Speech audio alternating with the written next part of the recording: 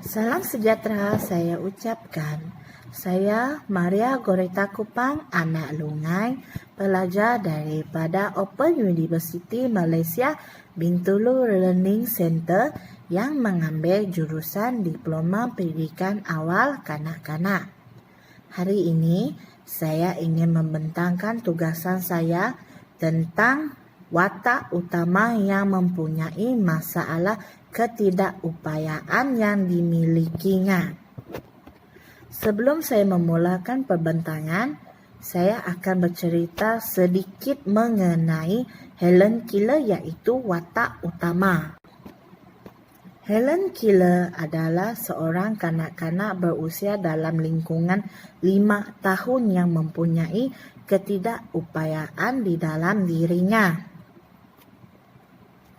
Kerana takut lambat ataupun proses pembelajaran Helen Keller, ayah kepada Helen Keller iaitu Arthur telah mengupah seorang guru yang berpengalaman tentang hal ketidakupayaan ini, iaitu Nyonya Sullivan.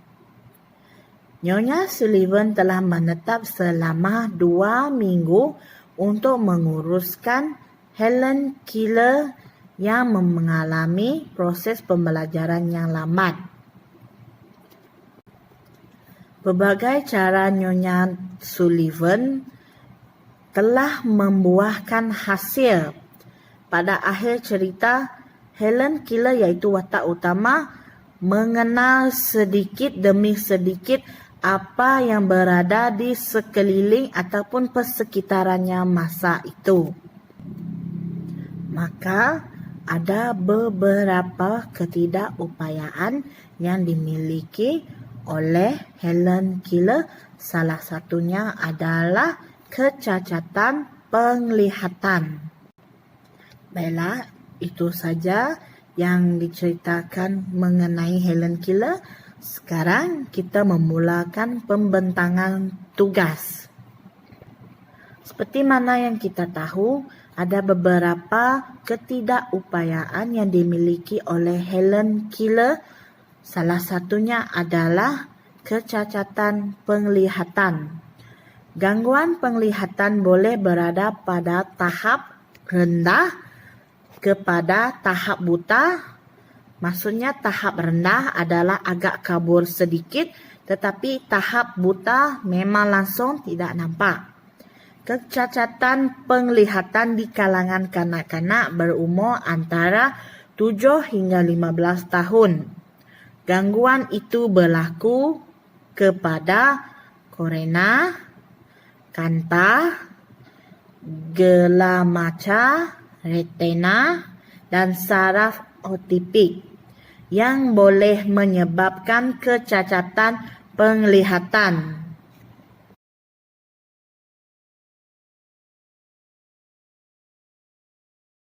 Sekarang kita datang di bahagian mata.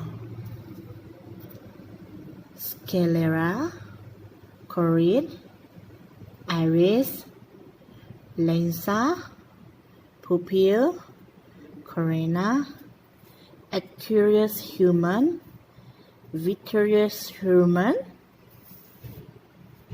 retina, fovea, bintik kuning, bintik buta, saraf optik. Ini adalah gambar bahagian mata.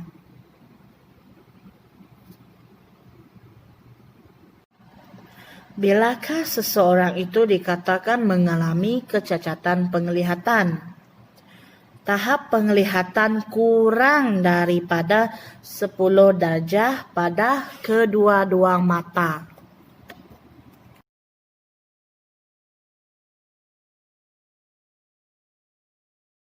Ini yang dimaksudkan carta silent.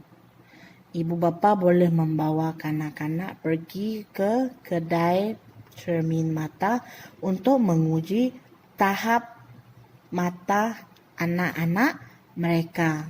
Inilah dia. Mereka akan jumpa di setiap kedai cermin mata. Sebelum mereka membuat cermin mata, mereka akan diuji dengan melihat nombor ataupun huruf di dalam LED yang diterangkan di dinding. Sebab-sebab kecacatan penglihatan untuk bayi dan peringkat awal kanak-kanak berlaku secara semula jadi. Masalah hamil seperti jangkitan kuman akibat rubella. Untuk peringkat lewat kanak-kanak, mata juling, mata malas, penyakit akibat keturunan, ada kecederaan pada mata ataupun kekurangan vitamin A dalam tubuh badan. Tanda-tanda kecacatan penglihatan. Kanak-kanak tidak akan mengadu sebab ia tidak berasa sakit. Ibu bapa atau penjaga harus peka dengan tabiat kanak-kanak dan tanda-tanda ini dikesan melalui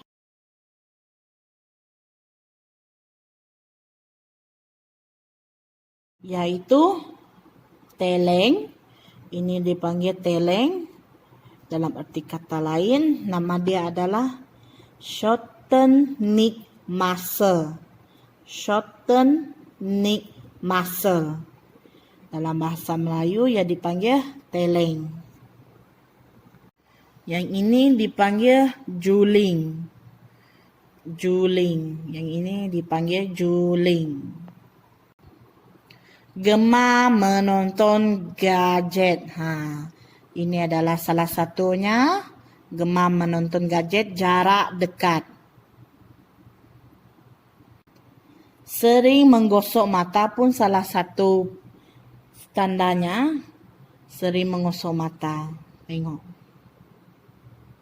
Dan sensitif terhadap cahaya. Maksudnya dia silau. Tidak nampak cahaya itu. Itu yang dimaksudkan sensitif terhadap cahaya. Lalu dia menggosok mata itu.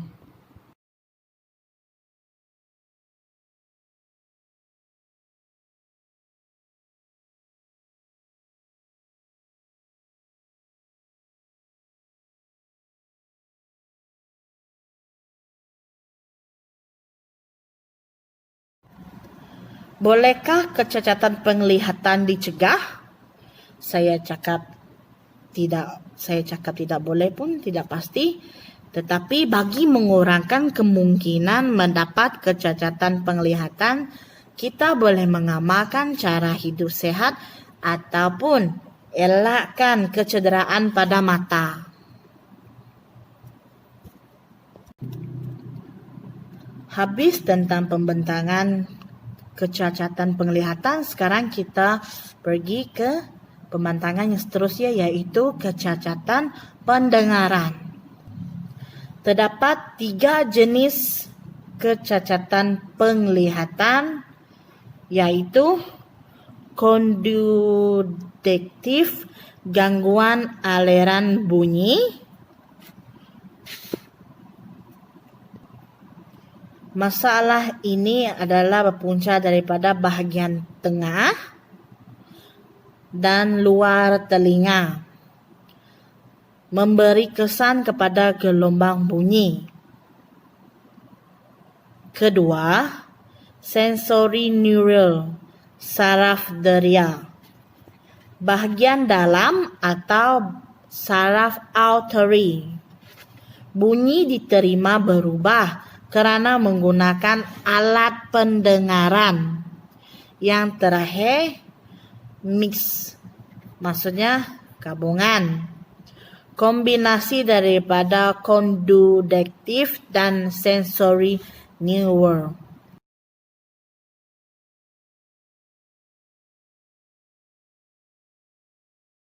Ini adalah bahagian telinga di dalam. Kita baca satu persatu. Stapes terhubung ke jendela oval. Ini dia. Incus, yang ini. Yang terang biru ini sedikit. Yang dekat dengan stapes tadi. Melus, bersebelahan saja. Warna biru laut. Saluran suara luar, bagian ini. Bagian hijau ini. Gegendang telinga, ini. Rongga gendang, bagian ini yang warna merah ini. Jendela bulat. Saluran eustasia, yang ini. Ruang siput, yang macam siput, yang ini. Saraf ruang siput, yang kuning ini. Saraf vestibular, yang ini, yang kecil ini, yang besar sebelah dia. Saluran setengah lingkaran, yang ini. Ini adalah gambaran telinga. Punca pendengaran antaranya adalah sejarah keluarga, pengumpulan cecair dalam telinga, gegendang telinga pecah, jangkitan kuman, kekurangan bekalan oksigen ke bahagian otak. Tanda-tandanya: lambat atau gagal bertutur, mengalami kesukaran berkomunikasi, dan kerap meminta mengulangi percakapan antara perbualan. Selesai sudah masa kecacatan pendengaran. Sekarang kita ke yang terakhir, yaitu kecacatan pertuturan. Kecacatan pertuturan bermaksud suka berkomunikasi dengan orang lain. Maka terjadilah miscommunicate. Kebanyakannya kanak-kanak menggunakan bentuk mimik muka dan gerak badan. Ini akan berlaku sekiranya kanak-kanak gagal berkomunikasi seawal umur 3 tahun. Dan akan jika mereka dikategorikan sebagai masalah pendengaran. Tanda-tanda masalah pertuturan dari segi mereka ingin menyampaikan sesuatu tetapi gagal, lalu menggunakan pergerakan jari ataupun tubuh badan. Maka ibu bapa perlulah peka terhadap persekitaran ataupun sekeliling kanak-kanak semasa berusia 1 tahun hingga ke tahap peringkat lewat kanak-kanak. Habis pembentangan mengenai pertuturan, akhir sekali, bagi mengelakkan berlaku kepada kanak-kanak, ibu bapa atau penjaga haruslah memastikan persekitaran mereka dan agar dapat rawatan awal untuk mereka supaya mereka bila masuk ke alam persekolahan tidak disisihkan oleh rakan sebaya. Baiklah, ini saja pembentangan saya mengenai ketidakupayaan yang dimiliki oleh Helen. Sekian, terima kasih.